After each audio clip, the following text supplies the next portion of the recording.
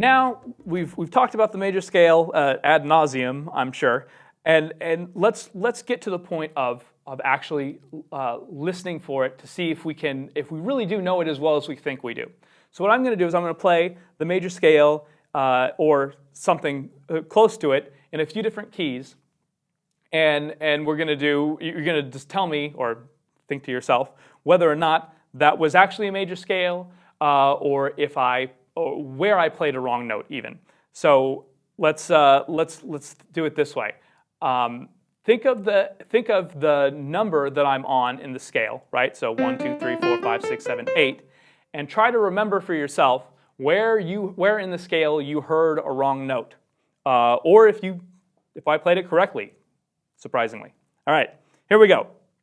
Let's start here. So don't look at my fingers, and they'll probably prevent you from looking at my fingers.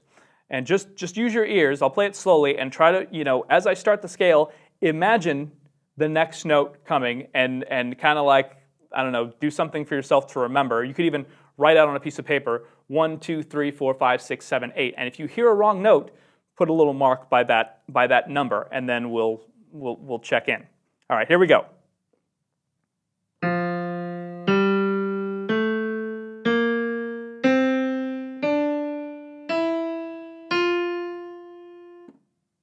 Hey, I got it right that time.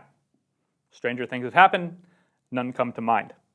All right, here's another one.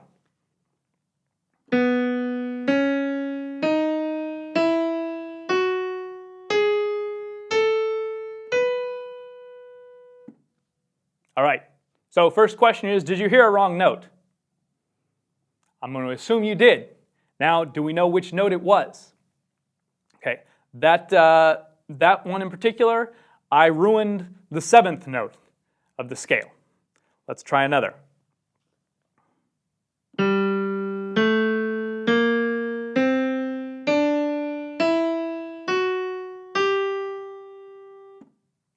you catch that one?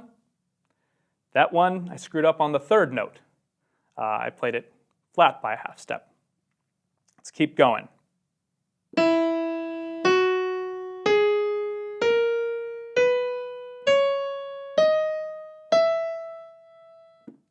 Catch that one?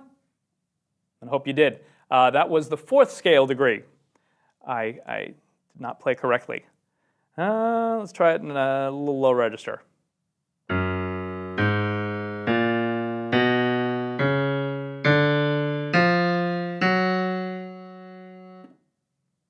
Yes? No? The 6th degree was completely wrong. This may be difficult because most of them are actual scale. I guess all of them are actual scales that you may have heard. So it's not like it's a completely non-existent thing, but we've got to try to get our ears tuned to specifically the major scale at this point. Let me see if I can set you up a little better. Let me give you a cadence before I play this one, just in case anyone's having some trouble. Hopefully help us hear 1 as the root There we go, that's how I'm going to start. You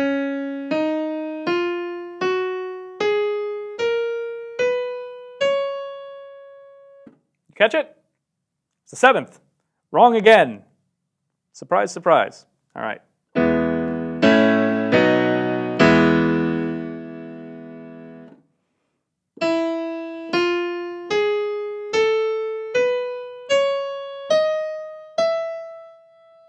About that one. That one was pretty wonky. That was the 2nd degree.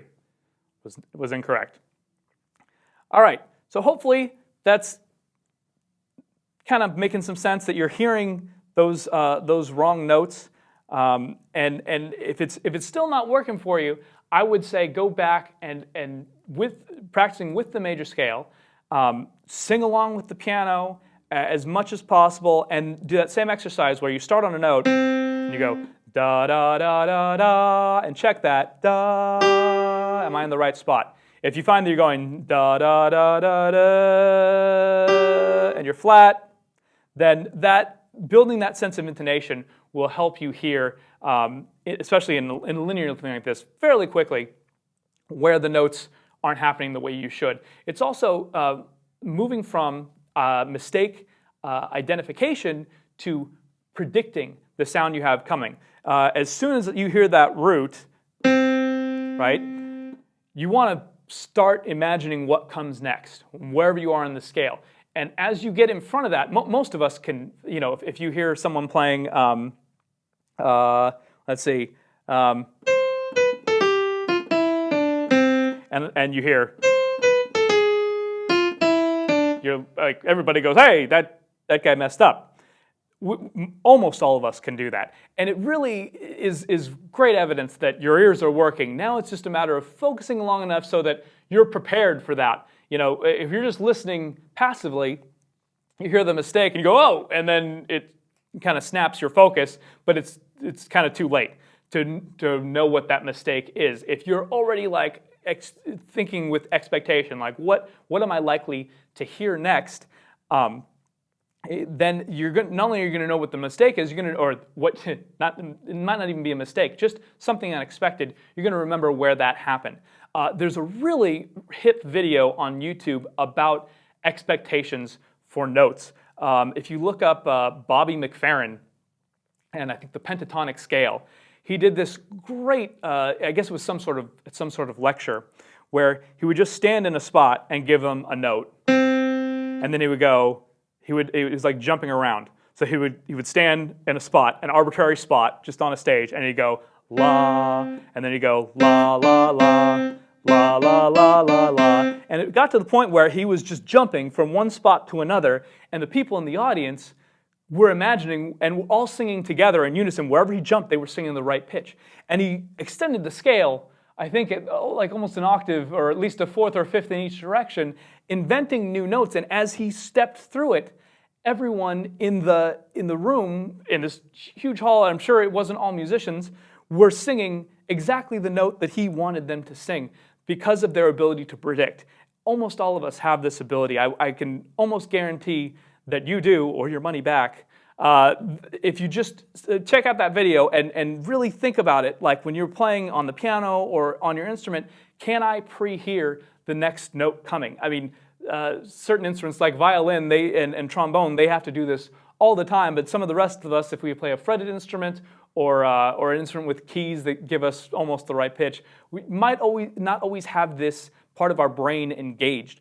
But it's not very difficult to switch it on if you just get in that mindset that don't be reactive and look at the note and put your fingers down and then experience whatever that happens to be. Start trying to hear what comes next, and I think you'll find that quickly you'll see that this is already something you can do. All right, best of luck.